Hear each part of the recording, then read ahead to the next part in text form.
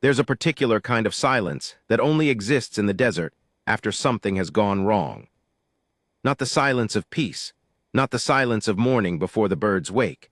This is the silence of a man standing alone at the mouth of a canyon, watching blood trail across red dirt, following a horse that should have stopped moving an hour ago. My name is Callum Briggs. I kept a journal.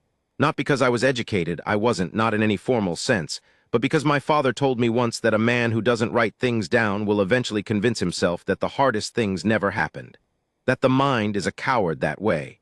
It smooths everything over, makes the unbearable sound like something you just got through. I started writing after the first time I nearly died. I figured if I survived again, I'd want proof of what it cost. What I'm about to tell you happened in the fall of 1874 in the Canyon Country east of the Dragoon Mountains, in a part of Arizona territory that didn't have a name on any map I'd ever seen. I followed a horse.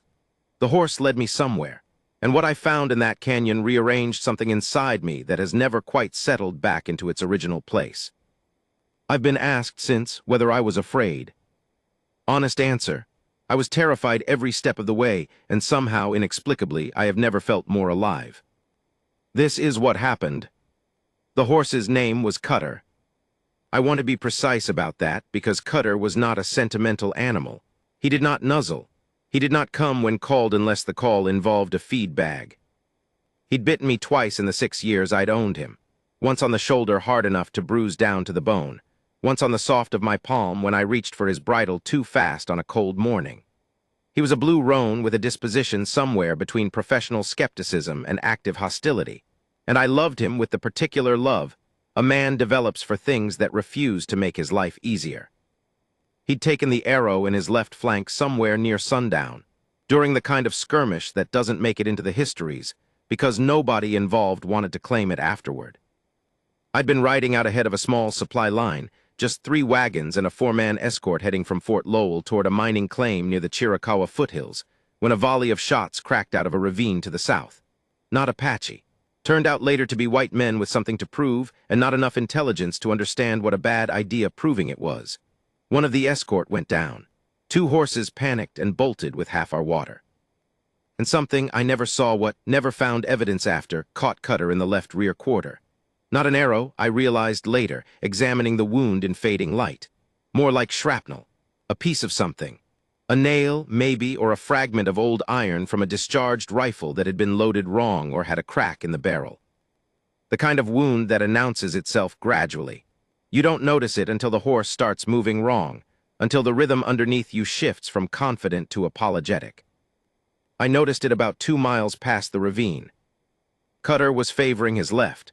Not dramatically, he hadn't gone lame, wasn't limping with the exaggerated sorrow of an animal that's given up, but there was a hesitation in his gait, a fraction of a second where the engine underneath me caught before continuing. I pulled up, dismounted. The wound wasn't deep, but it was bleeding more than I liked, and it was in a spot that made cleaning it properly difficult without supplies I didn't have. The supply wagons were somewhere behind me, or ahead of me. Honestly, in the confusion following the shots and the bolting horses, I wasn't certain which direction was which anymore. The sun had dropped behind the western ridge, which told me west was west, but that was all it told me. I was not lost in any dramatic sense. I knew the approximate territory, knew the rough direction of Fort Lowell, knew I was somewhere in the basin east of the Dragoons. But I was alone, on foot, because riding Cutter felt wrong given the wound, in terrain that doesn't forgive inattention. I wrote in my journal that evening, sitting against a boulder, Cutter standing nearby because there was nowhere to tie him and he wasn't going to run, that I was moderately concerned. That was my language for quietly terrified. I developed a personal code in my journals over the years. Moderately concerned meant I'd been running through scenarios in my head, and most of them didn't end well. Somewhat uncertain meant I'd already made a decision I suspected I'd regret.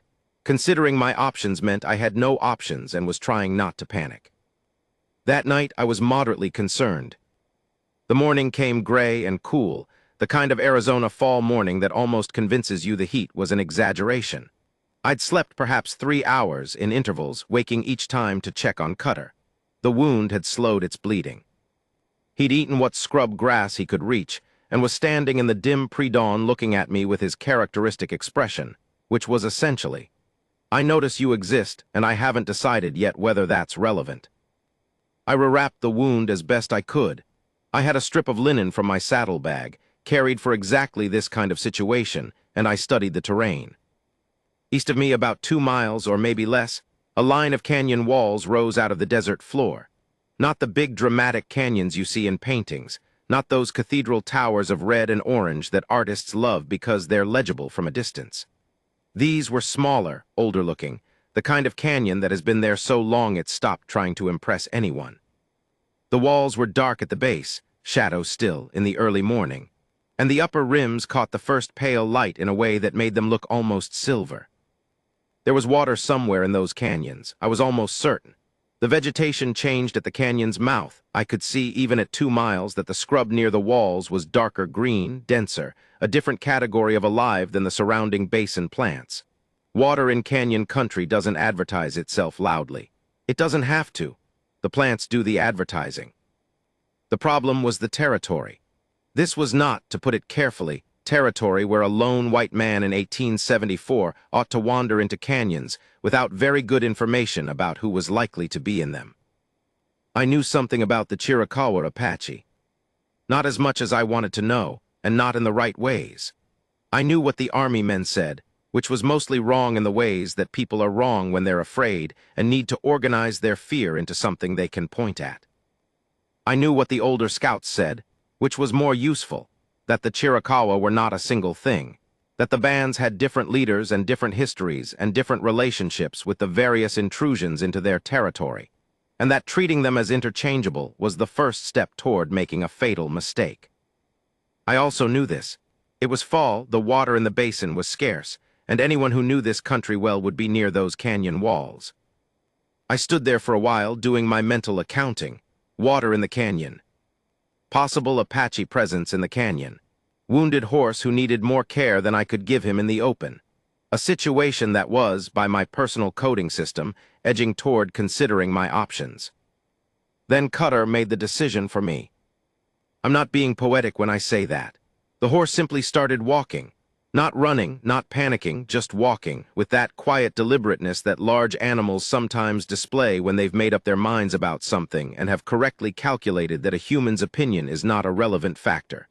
He walked east, toward the canyon walls. I stood for a moment watching him go.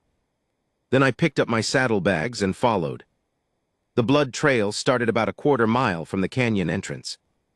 Not from Cutter's wound, or not only from Cutter's wound. This was older blood, dried dark against the red sand, and there was a lot of it. Something large had bled here, and the trail led toward the canyon mouth in irregular splashes, the kind of pattern that comes from movement, from something walking that shouldn't have been able to walk. I stopped. Cutter stopped too, though I hadn't asked him to. I knelt and touched the oldest of the stains. Dry. Hours old at minimum, the sun had cooked the edges to a dark crust. I followed the trail with my eyes back toward the west, tried to read where it came from, but it emerged from behind a shoulder of rock, and I couldn't see the origin.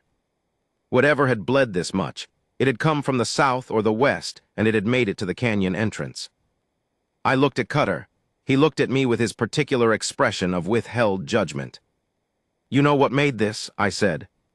He didn't answer, obviously, but he also didn't stop walking toward the canyon. I wrote later in my journal that I could not adequately explain why I didn't turn around at that point. I've thought about it many times since.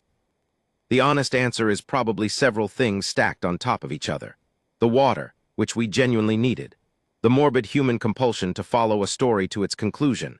And something else, something I described that evening as a feeling of inevitability, which even as I wrote it I recognized as probably just a rationalization of the fact that I was going to follow that trail no matter what. And I wanted to have a dignified explanation ready. We went into the canyon. The walls rose on either side of us within 100 yards of the entrance, and the temperature dropped, not dramatically, but noticeably the way temperature drops when you step from sunlight into the shade of a large building. The canyon floor was sandy, smooth in places, broken by outcroppings of darker rock that forced me to step carefully. The canyon curved gently to the south, so I couldn't see more than about 200 yards ahead at any time. This was not comfortable information. I heard the water before I saw it, A thin, insistent sound, higher pitched than I expected, more like a sustained whisper than a trickle. It was coming from the south around the curve, and it was enough to tell me my assessment from the basin had been right. The blood trail continued. And then about 150 yards into the canyon, the blood trail met another trail, human footprints, small and deliberate, going back and forth in the sand. Someone had been here, recently. And whoever had been here had crouched near the largest concentration of blood. I could see the impression in the sand where knees had pressed, and had done something. The sand was disturbed in a particular way, compressed and rearranged in a rough circle. And in the center of the circle there was something dark and oily that I leaned close to examine before I recognized it as a poultice. Crushed plant matter, bound with something sinew, maybe, or a strip of cloth, and pressed into place and left behind. Someone had treated something. An animal by the size of the blood concentration, and by the hoof impressions I found when I looked more carefully. A horse. Someone had found a badly wounded horse in this canyon, had treated its wound, and had left. Or had not left. I stood up very slowly, and I found out I was not alone. He was standing at the curve of the canyon wall, perhaps 30 feet from me, and he had been standing there for at least as long as I'd been examining the poultice. I don't know how I'd missed him. He was not particularly concealed, not pressed against the wall, just standing in the shadow of the overhang with the stillness that some people develop over long years of needing to be still. He was perhaps 40 years old or perhaps 60. I couldn't tell, and I mention this not as a literary device but as a genuine uncertainty, because the man's age was genuinely difficult to read. His face was weathered in a way that implied long exposure to a particular kind of hardship rather than simple chronological age. He was not tall. He was wearing a mix of what I'd later understand to be traditional and repurposed material, cotton and hide and something woven, and he was looking at me with an expression I struggled to categorize. Not hostile. That was the first thing I registered, and it recalibrated everything that happened in the next few seconds. He was looking at me with something closer to consideration, the look of a man who has encountered a situation he didn't expect and is now deciding what to make of it. The same look, I realized with a jolt of embarrassed recognition, that I'd been ascribing to Cutter. My hand moved toward my rifle. I don't know why I mention that, except that it's true and I want to be honest about what I was in that moment. A man whose first reflex was fear, and whose fear expressed itself in the particular language of the frontier. My hand moved and then it stopped, because he made a small gesture, not dramatic, not a raised hand, just a shift in weight and a minimal movement of the fingers, that was so clearly communicative that I understood it without translation. Wait. Or maybe don't. Or maybe just look. He pointed another small, economical gesture at something behind me. I turned. At the base of the canyon wall, on a spread of cut brush arranged in a careful pad, was a horse. Dark brown, almost black in the canyon shadow, lying on its side with its legs slightly extended in the manner of a horse that had been placed rather than one that had fallen. Its sides were moving, breathing slowly but consistently, and along its flank where the wound must have been, there was a bandaging of bundled plant matter and what looked like mud, dried hard, the color of the canyon walls. The horse was alive. The horse had, by the evidence of the blood trail I'd followed through the canyon entrance, not been alive in any guaranteed sense a few hours ago. And someone had brought it here, treated it, kept it breathing. I turned back to the man at the canyon wall. I had questions I didn't have language for. He was watching me look at the horse with the expression of someone waiting to see whether a thing they've made will be understood. I took my hand away from my rifle and held it open at my side. It was not much of a gesture, but it was what I had. He made a sound, not quite a word I recognized, but with the cadence of acknowledgement, and then he moved, unhurried, back toward the horse. He crouched beside it and placed his hand flat against its neck, just below the jaw, and stayed there. Cutter, standing beside me, made a sound low in his throat, something I'd never heard him make before. I stood in that canyon, in the thin light that came off the rock walls and the smell of water somewhere around the curve, and I tried to understand what I was looking at. A man Apache, I was almost certain, though from which band or with what standing I didn't know, had followed a badly wounded horse into this canyon, had treated it with what he had, was sitting with it now, one hand on its neck, in the absolute focused stillness of someone doing the only thing available to them. I understood, in that moment, something I hadn't understood before, that this man had followed the horse into the canyon just as I had followed Cutter, that the horse on the ground and the blood trail I'd tracked were the same story, that we had both arrived at the same place by following something wounded, and that whatever happened next would be shaped by what we each decided to do with that coincidence. I went and got my canteen from my saddlebag. I walked to the curve of the canyon where I could hear the water more clearly, and I filled the canteen and I walked back. I set it on the ground near the man's knee. He didn't look up from the horse immediately. When he did, his expression had changed in some way I couldn't fully articulate. The consideration was still there, but something else had been added. He looked at the canteen. He looked at me. He said something. His voice was low and unhurried. I didn't understand the words, but I understood the tone. I wrote in my journal later that night, pressed against the canyon wall with Cutter beside me and a fire that the man, whose name I didn't yet know and wouldn't learn until the next morning, had built from material I wouldn't have thought was burnable. I think he said thank you. Or I think he said I see you. I'm not sure, those are different things. I'm still not sure. The horse on the ground was not Cutter's problem, and not my problem, and not, technically, my concern in any practical sense.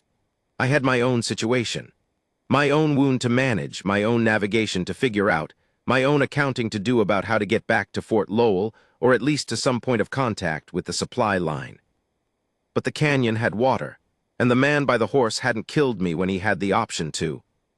And there was the question, which I couldn't shake, which I wrote about in 3 different ways in my journal that night without finding a satisfactory answer, of why a man would follow a horse into a canyon, knowing the risks, knowing the terrain, knowing what it would cost him in time and energy and exposure, just to sit beside it and keep his hand on its neck. What kind of person does that? I fell asleep against the canyon wall before I found an answer. In the morning, I would begin to understand. Dawn in a desert canyon arrives differently than dawn anywhere else I've experienced. It doesn't come from one direction. The light enters from above, a slow brightening of the strip of sky visible between the walls, and it slides down both sides of the rock simultaneously, so you're briefly in a corridor of descending gold before it reaches the floor.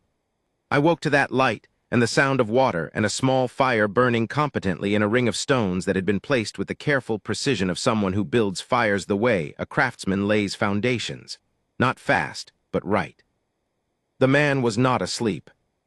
He was sitting on the far side of the fire with his legs drawn up and his arms resting on his knees and his eyes on the horse, which was still lying in the same spot but which was now, I could see from across the fire, awake. Its head was up.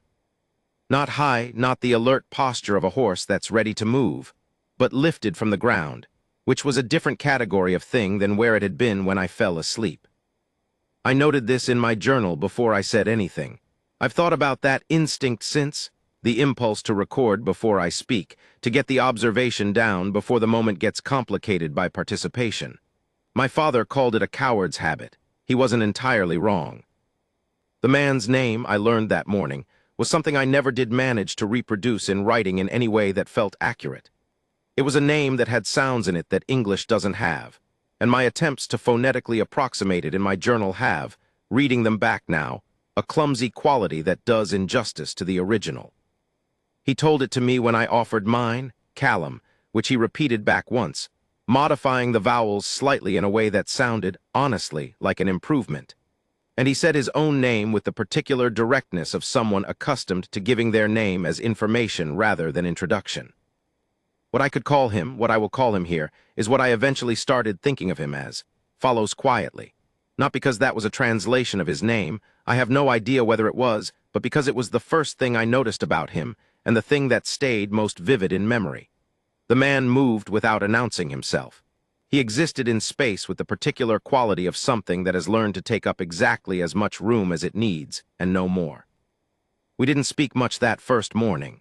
Not because of hostility, that quality that I'd registered the night before, that sense of considered neutrality rather than threat, had persisted through the night, but because we didn't share language in any direct way. He had some English words, used in a context-specific fashion that suggested they'd been acquired practically rather than taught formally. I had nothing in the Apache languages at all, and knew enough to know that admitting this immediately was more useful than pretending. What we had instead was the fire, and the horses, and the particular territory of gesture and expression and shared attention that opens up between two people who have decided, in the absence of a common tongue, to find out what else there is. He showed me the horse's wound around mid-morning. I need to describe this carefully because it was the thing that began to shift my understanding of what I was dealing with. The horse on the ground was not a young animal. I could see that in the conformation of its face, the slight hollowness around the eyes, the way its joints moved when it shifted its weight. It had been a well-muscled horse once. The evidence of that was still visible in its frame, but some of the substance had gone. This was not a young animal at the peak of its capacity. This was an old horse, or a horse that had been used hard and had the body to show it. The wound was in the animal's shoulder, deeper than the flank wound Cutter carried, and in a location that would have made walking agonizing if the animal had tried to continue moving. He hadn't been dragged here. He'd walked here, which meant that either the wound was newer than the blood trail suggested, or the horse had made it into the canyon on something beyond what the wound should have allowed. The poultice the man had applied was made from several plants. I examined the materials he had left nearby, which included something I recognized as a specific variety of plant found in this kind of canyon terrain, something I didn't recognize at all, and what appeared to be the inner bark of a desert shrub, soaked until it was pliable and then pressed flat. The poultice smelled sharp, not unpleasant but aggressive, the smell of something medicinal and serious. He showed it to me with no ceremony, lifted the edge of the poultice and let me see the wound underneath, then replaced it with the same careful pressure. He was looking at me while he did this, and I had the impression that showing me the wound was not a casual thing. It was deliberate. He wanted me to see what the problem was. He wanted me to understand the scale of what he was working with. "How long?" I asked, not expecting a direct answer, just putting the question in the air. He held up 2 fingers, then pointed at the sun and arced his hand in a short, rising motion. 2 days, 2 sunrises. I nodded, or something like it, an approximation of acknowledgement. 2 days with that wound. 2 days of following a horse that was following something I didn't know about yet, into a canyon, trying to keep it alive with what the canyon had. The part of this story that I find hardest to explain is not the physical situation. I've spent years since, reading accounts of frontier medicine and what the Chiricahua knew about treating wounds in the field, and the knowledge was real, sophisticated, built over generations of exactly the kind of practical necessity that develops expertise fast. The poultice was not magic. It was applied botany, the product of accumulated observation about what the desert provides and how. No, what I find hardest to explain is the feeling of those days in the canyon. I've tried in the journal and in later conversations to account for it accurately. The closest I've come is this: there is a particular quality that a situation has when the ordinary categories stop applying. Not just the social categories, though those had certainly dissolved, somewhere between the moment I set the canteen down and the moment I found myself, the following afternoon, holding the horse's head in my lap while the man worked at something on its shoulder that required both hands, but the narrative categories. The ones that tell you who the protagonist is and what he wants and what the conflict is. In the canyon, I didn't know who the protagonist was. I didn't know what the conflict was, not really. I knew we were 2 men and 2 horses, and one of the horses was badly hurt, and we were in a place with water and some shelter and enough resources to, possibly, extend that horse's survival by a meaningful margin. That was what I knew. Everything else, the army, the supply line, the territory disputes, the entire architecture of what 1874 meant for both of us, existed outside the canyon walls, and had, in some strange functional sense, agreed to wait. This isn't the same as saying none of that mattered. I'm not going to tell you that I forgot where I was or who we were to each other in the larger world. I didn't forget. I wrote about it, in fact, in exhaustive and anxious detail. 3.5 pages about the geopolitical situation in the Chiricahua territory, about what the army would think if they knew where I was, about the complete absence of any framework I could rely on to tell me whether I was safe or in danger, about the specific texture of being uncertain in a situation that most of the people I knew would have resolved much faster by defaulting to one assumption or another. But the uncertainty was, and I know this sounds strange, also a kind of relief. Because in the uncertainty, what was required was simply attention, presence, the next thing and the next thing after that. He needed me to hold the horse's head still, so it didn't thrash when the wound was cleaned. So I held the horse's head. That was all it was. On the second day, I found out about the bird. I'm aware that sounds abrupt. Let me back up. Late on the first full day in the canyon, after the fire had been built and Cutter had been seen to, his wound was not deep, had already begun to close, needed cleaning more than anything else. And after we'd eaten, me from my saddlebag provisions and him from something he prepared that I watched with the focused attention of a man trying to file away information, he did something that I wasn't expecting. He reached into a pack that he kept close to him at all times and he took out, wrapped in a piece of worked hide, a wooden carving of a bird. It was small, maybe 4 inches from beak to tail, and it had been made with the kind of careful attention that makes a thing look effortless even when you know it can't have been. The bird was a specific species. I could see that. The proportions were too accurate for invention. The tilt of the head, the arrangement of what had been carved to suggest feathers, the angle of the feet. He held it in both hands and looked at it for a while. Then he said something softly, not to me, not to the carved bird exactly, either or not only. He said something to the air between him and the horse on the ground, and the horse made a small sound in response, and he was quiet. I wrote in my journal that night, I don't know what I just witnessed. I don't know its category. I know that it meant something, and that whatever it meant, it was not nothing. I've thought about that bird many times, about what it meant that a man who had followed a horse into a canyon for 2 days in the kind of physical and logistical difficulty that entails, was still carrying a carved bird in a work-hide wrapper. Not a weapon, not food, not something with an obvious survival utility. A carved bird, handled with a specificity of care that indicated it was not simply an object. Some things a person carries not because of what they do in a crisis, but because of what they are when there is no crisis, when the situation is normal and you have the luxury of being more than your necessity. He was carrying a piece of whoever he was before all of this, and he'd brought it into the canyon with him. The horse on the ground, I'll call it what it was, what I eventually understood it to be, was his horse. Not in the simple transactional sense of ownership, though that was part of it, but in the way that Cutter was my horse. That particular irrational, slightly embarrassing depth of regard that some people develop for animals they spend real time with, time measured not just in years, but in the specific quality of days. Bad days, dangerous days, days when the animal was the only thing present, and therefore became, by that accident of circumstance, a repository for things you couldn't say to anyone else. This horse had been with him, I gathered, through gesture and the particular patience with which he'd piece by piece assembled a picture for me across those days, for a long time. More than 10 years, I thought, though I wasn't certain. Long enough that losing it would have been a different kind of loss than the material one. And the horse had been wounded, and instead of accepting that, he'd followed it bleeding into a canyon. Had stayed with it when the sensible thing, the expedient thing, the thing that minimized his exposure and conserved his resources, would have been to let it go. He'd followed it anyway.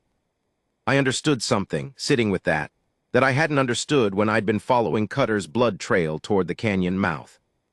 I'd been following Cutter out of practicality, out of the need for water, the need to recover an asset, the various reasonable things a man tells himself when he does something that is actually, at the core, not reasonable at all. Something older and less articulable than practicality. He'd known exactly why he was doing it. He hadn't needed to justify it to himself. That difference said something about the distance between us, not the distance that 1874 wanted to put between us, but the distance between where I was in the process of knowing myself and where he was in the process of knowing himself. He was further along, by a considerable margin. The hardest thing happened on the afternoon of the second day. The horse had improved. Not dramatically, it wasn't standing, wasn't eating in any sustained way, but it had been awake more, had shifted its position, and the wound, when examined, looked less angry. The poultice seemed to be doing something. It was possible, not certain, but possible, that the animal was going to survive this. And then it had a bad hour. I don't know how to medically explain what happened, but I've seen it before and since in horses that have been through significant physical trauma. A sudden deterioration that arrives without warning, like a door slamming. The horse began to breathe in a way that was wrong. Rapid, shallow, inconsistent. It tried to move and couldn't coordinate the movement. Its head went back down to the sand and stayed there. He was beside it immediately. I don't know when he moved. I just suddenly registered that he was there. And he put both hands on the horse's neck and he leaned in close, and he spoke very quietly, continuously, a sustained low sound that I don't have the language to describe, but that I recognized in some deep part of myself as the specific sound a person makes when they are refusing to accept a loss. Not grieving, refusing. There's a difference. Grief is something that happens after you've let go. What he was doing was the opposite of letting go. He was holding on with his voice, with his hands, with whatever it is that a person has that isn't physical, but is somehow transmitted through physical contact. I watched from the other side of the fire, and I made myself not look away. Because I recognized it, not from anything I'd seen before, but from something I understood was true about it. That moment. That refusal. The decision to stay present with something when presence is the only tool you have left, when you have already done everything practical, and it isn't enough and you are still there, still holding on, because to leave would be a different kind of injury than any wound. The horse steadied eventually. Not because of anything mystical. Physically, whatever had happened passed on its own. The body found its rhythm again, the breathing slowed, the trembling stopped. These things sometimes do that. But he stayed beside it for a long time after it steadied, his hands on its neck, his voice gone quiet. And I added a line to my journal that I've gone back and underlined twice since, in the years between then and now. This man has a specific and serious relationship with loss. And he is refusing it, not because he doesn't understand it, but because he understands it too well. Late that second night, he showed me something. The canyon had a second section, deeper in, that I hadn't explored. I'd been cautious about moving too far from the entrance, for obvious reasons. He led me there after the fire had been banked and the horses were settled, and what he showed me was a section of wall that was painted. Not freshly. This was old. Layered in the way that paintings are when generation after generation returns to the same surface and adds to what was already there. Animals in outline and human figures, and shapes that I didn't have categories for, but that clearly had categories of their own in whatever language had produced them. Horses, prominently. Horses in motion, horses at rest, horses with their legs folded beneath them. He stood beside me and looked at the wall for a while. Then he touched one of the painted horses, lightly with one finger just for a moment, and he looked at me. I understood that I was being shown something that mattered. I didn't understand all of its meaning, and I wasn't expected to. But I was being shown, and that itself was a kind of statement. A decision that I was someone who could be shown something. I put my hand on the wall too, not on the painting but beside it on the bare rock. He made the sound I'd come to recognize as acknowledgement. We walked back to the fire. I did not sleep that night. I sat with my journal and I wrote for a long time, and most of what I wrote was not narrative. It was questions. The kind of questions that don't have answers yet, but that you need to ask in writing because keeping them only in your head makes them shapeless. Who are the people who built their knowledge in the rock of a place like this, painted their continuity on the walls, and then had the world redraw the map around them while they were still standing on the ground? What does it cost a person to carry beauty through a situation that doesn't deserve it? What do I do with the fact that I understand more about this man in 2 days of shared emergency than I understand about most people I've known for years? What does that tell me? I wrote until the ink ran low, and then I sat in the dark, and I tried to answer the last question honestly. The horse stood up on the third morning. I want to be clear about what I mean. Not a dramatic surge to its feet, not the triumphant standing of an animal that's been restored to full function. The standing was slow and effortful and required 2 adjustments. It got part of the way up, settled back, tried again. The second time it made it. It stood with its legs slightly braced, head not fully raised, in the careful posture of a thing that has been through something and is not yet sure of itself on the other side. But it was standing. He was on his feet the moment the horse was, moving toward it with that quality of unhurried motion I'd come to think of as particular to him, not slow exactly, but without the jerky urgency that most people display when they're anxious. His hands went to the horse's neck, then to the wound, examining it with a practical attention that shifted in small ways into something else. Something that was not just assessment. I stayed back and let him have that. Cutter, standing beside me, watched the other horse with something I hesitate to anthropomorphize but will anyway, with interest. With what looked, for all of Cutter's habitual indifference to the emotional landscape around him, like recognition. I wrote, "The horse is standing. The man who would not stop is looking at the horse standing, and his face has done something that I don't have the exact word for. Not relief, exactly. Relief implies you were uncertain, and I'm not sure uncertainty is what he was feeling for the last 2 days. More like, the world has confirmed something he believed was possible, and that confirmation matters." We spent most of that third day in a different mode than the first 2. The crisis was not over. The horse needed more days of rest before it would be ready to travel, and the wound needed continuing attention. But the acute emergency had passed, and without that organizing pressure, the canyon became a different place. More spacious. There was room now for things other than the next hour's necessity. I found out some things. He was not from the immediate area. At least, I gathered that the canyon was not his home territory in any permanent sense, but rather a place he knew, a place that had a relationship to wherever he was normally. This took considerable time to piece together from gesture and the few shared words we'd accumulated over 3 days. My sense was that he'd been traveling, not fleeing, not the movement of someone in crisis, but the purposeful movement of someone who goes where he needs to go, and the horse had been wounded during that movement, and the canyon had been the answer he knew to reach for. He knew this canyon. He knew it the way you know a place that is part of your inheritance, not owned, known. I tried to explain what I was doing in the territory, the supply line, Fort Lowell, the escort work, and got varying degrees of comprehension, though comprehension of what I was doing was clearly a lower priority to him than comprehension of what kind of person I was, which is not the same question, and which the frontier in 1874 had entirely forgotten how to ask.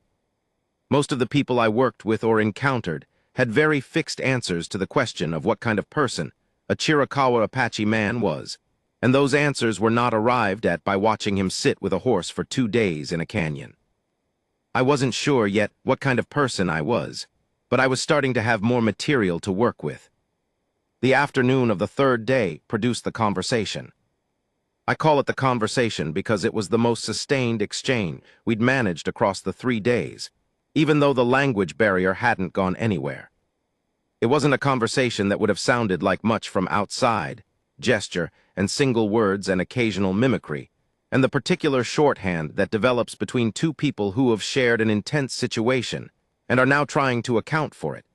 But it had the structure and the emotional weight of a real conversation, and I want to honor that here. He asked me, or something very close to asking me, why I'd stayed. I mean, I inferred that's what he was asking, based on the gesture and the context. He'd pointed at me, made a walking gesture away from the canyon, pointed at the canyon, pointed at me again with a particular inflection that landed as a question. "Why did you not leave?" I sat with that for a moment. The honest answer was the most complicated. The simplest version, I'd stayed partly because leaving had required a decision I hadn't been able to make clearly. There was water here. Cutter needed rest. I didn't have a precise bearing on Fort Lowell, and the terrain between here and anywhere useful was not forgiving of uncertainty. These were all true. But there was another version, and I gave him the other version, or I tried to. I said the horse needed help. He was quiet for a moment. Then he said, with a precision that implied the words had been located carefully from his available English, "You have no medicine." "No," I said, "but I have hands." He looked at me for a moment with an expression that was doing several things at once, reading me, I thought, in some way that I was not capable of reciprocating, but that I was aware of. Then he made a sound that was the first thing in 3 days I'd have confidently called a laugh. Not a big laugh, not a performed laugh, but the involuntary small sound a person makes when something is unexpectedly accurate. "Yes," he said, "hands." He held his up. I held mine up. There was a pause, and then we were both, very slightly, laughing, which was the most improbable thing that had happened in 3 improbable days. I should tell you about the moment I considered leaving. It happened on the morning of the 3rd day, before the horse stood up, in the pre-dawn when I was awake and he was asleep, and the canyon was in that particular quality of darkness that exists just before the light starts coming from above. I sat with my journal and I thought very clearly about the calculation. Cutter's wound was healing. I had enough water. I had provisions for another 2 days without resupply. The canyon entrance was visible from where I sat, and the terrain between here and the approximate direction of Fort Lowell was known to me in broad strokes. I could leave. The supply line needed accounting for. The Army escort would, at some point, need to report on what had happened to me. The entire logistical situation that had deposited me in this canyon 3 days ago still existed outside the canyon walls. I could leave. I wrote all of this out, the pros and the cons, the various arguments. Then I wrote, but the horse isn't stable. And if the horse isn't stable, he's still in a situation where another person present makes the difference. Then I wrote under that, in smaller script, as if I was ashamed of it. Also, I'm not ready to go back to the world where I know what everything means. I closed the journal. I stayed. He left on the morning of the 4th day. The horse was not fully recovered. He knew that, I knew that, but it was mobile, and mobile was what he needed. He packed his things with the same economy of motion he applied to everything, and he tended the wound one final time, and he got the horse moving slowly back toward the canyon entrance. He stopped beside me before we reached the entrance. He reached into the work-tied pack, and he took out the carved bird. He held it for a moment, and then he held it out to me. I didn't move at first, because I understood that this was not a casual object. I'd watched him with it. I knew what it was, not in terms of its specific meaning to him, which I didn't have the access to fully know, but in terms of its weight, what it meant that he was offering it. I looked at him. He pressed it gently forward, insisting without insisting, the way you offer something real, not performing the offer, just making it. I took it. It sat in my palm with the particular weight of wood that's been handled for a long time. The bird's head was tilted slightly, and from this angle in the morning light at the canyon entrance, I could see something I hadn't noticed by firelight. The eyes had been made from tiny pieces of dark stone, set into the carved socket, and they caught the light differently depending on the angle. Not reflective, exactly. Just receiving. I didn't have words. I had what I had, which was limited. I reached into my saddlebag, and I found, after a moment of searching, the one thing I owned that was not purely utilitarian. A small compass. Not an especially valuable compass. The kind a man buys not because he's a careful navigator, but because the object appeals to him, because the idea of it appeals to him. The needle was accurate. The case was brass, worn in places to the raw metal beneath. I held it out. He looked at it for a moment with the same careful attention he applied to wounds, to wood, to the faces of people he was trying to understand. Then he took it. He opened it, watched the needle settle. He said something, a single phrase, calm in his language, directed at the compass needle, not at me, and closed it. He put it somewhere in his pack. He looked at me one more time. The expression was not simple. It was not warmly conclusive in the way that endings are sometimes written.